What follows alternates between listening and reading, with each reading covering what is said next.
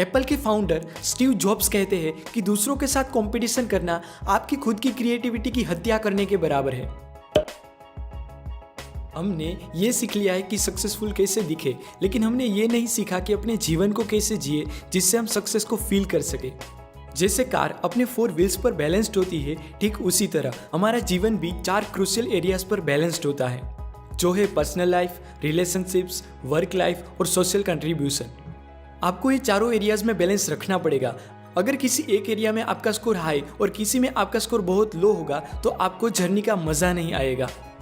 जैसे कार के टायर में प्रेशर मेंटेन करना पड़ता है, ठीक उसी तरह लाइफ के इस एरियाज में हमें हमारा एटीट्यूड मेंटेन करना पड़ता है।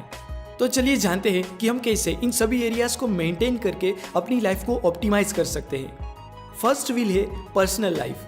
हम चीज़ों को वो जो है उसी तरह नहीं देखते, हम उसे हम जो है उसी तरह देखते हैं। और ये सही भी है कि जैसे आप होगे वैसे ही आपको दुनिया दिखेगी।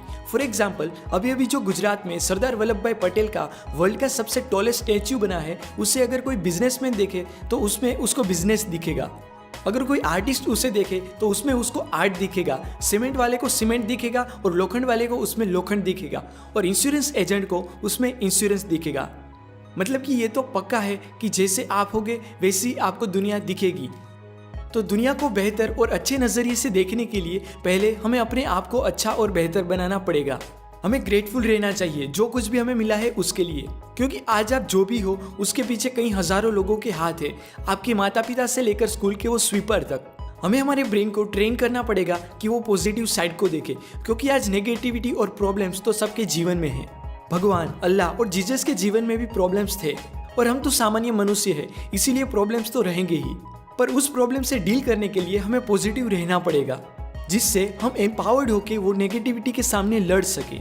समस्याएं तो सभी के जीवन में होगी। अगर अभी मुकेश अंबानी भी चाहे तो अपनी समस्या बता सकते हैं कि मेरे पास 6 पैक वाली बॉडी नहीं है, और निराश हो सकते हैं, लेकिन नहीं, उनके पास जो है उसके लिए वो ग्रेटफुल है।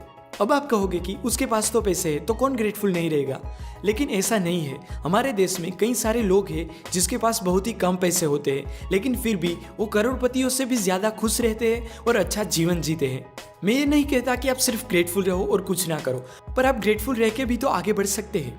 इसीलिए आपके पास जो भी हो उसके लिए ग्रेटफुल रहो, क्योंकि अभी जो आपके पास चीज़ें हैं वो कई लोगों का सपना होगी। और वैसे भी हमारा सबकॉन्शियस माइंड अच्छी बातें और बुरी बातों के बीच का फर्क नहीं जानता। इसीलिए आप जैसा सोचोगे और जैसा बोलोगे वो वैसी ही चीज़ों को आपके जीवन में अट्रैक्ट करेगा। क्योंकि जैसे आपके घर में लगा एक छोटा सा बल्ब आपके ही शहर के सबसे बड़े पावर हाउस से किसी ना किसी तरह कनेक्टेड है, ठीक उसी तरह आप भी सुप्रीम पावर से किसी ना किसी तरह कनेक्टेड ही हो। इसीलिए आपको चालू रखने के लिए पूरी कायनात आपको सिग्नल के रूप में हेल्प भेजती ही रहेगी। सेकंड व्हील है रिलेशनशिप का। आज के स्पीडी ज़माने में सब कुछ इंस्टेंटली हो सकता है। इंस्टेंट फूड ऑर्डर कर सकते हैं, इंस्टेंट टिकट हो सकती है, इंस्टेंट बिजनेस शुरू कर सकते हैं, but sadly our relationship do not work that way. Relationships एक पौधे को ग्रो करने के बराबर है, जिसे कॉन्स्टेंट केयर चाहिए जिससे वो एक दिन खिल सके, और उसके लिए कोई भी शॉर्टकट्स नहीं है। स्वर्ड और वर्ड्स दोनों में सेम लेटर्स है, और अगर उसको प्रॉपर हैंडल ना किया जाए तो दोनों से सेम ही इफेक्ट जनरेट होगी। जिस तरह स्वॉर्ड का इस्तेमाल करने से पहले अटैकर को पता होता है कि उसको कहाँ मारना है, उसी तरह वर्ड्स का इस्तेमाल करने से पहले आपको भी पता होना चाहिए कि आपको सामने वाले को कहाँ टच करना है, क्योंकि शब्दों से दिखाई ना देने वाली खरोंचें आ सकती है जो कई साल और पूरी जिंदगी भी ले लेती है ठीक होने में।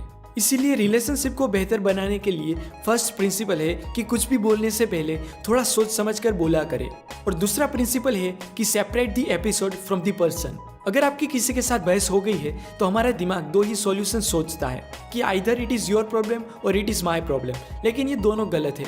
इसका सबसे बेस्ट सॉल्यूशन है कि इट इज़ दी प्रॉब्लम, मतलब कि वो समस्या को वो पर्सन से अलग कर दो, जिससे 2 बेनिफिट्स होंगे। आप वो व्यक्ति को माफ भी कर पाओगे और वो समस्या का समाधान भी आसानी से ढूंढ पाओगे। तो रिलेशनशिप्स के व्हील को अच्छी तरह मेंटेन करने के लिए दोनों प्रिंसिपल याद रखो कि फर्स्ट, जो भी बोलो सोच समझ कर बोलो, और सेकंड, प्रॉब्लम्स और पर्सन को अलग कर दो। थर्ड व्हील है वर्क लाइफ।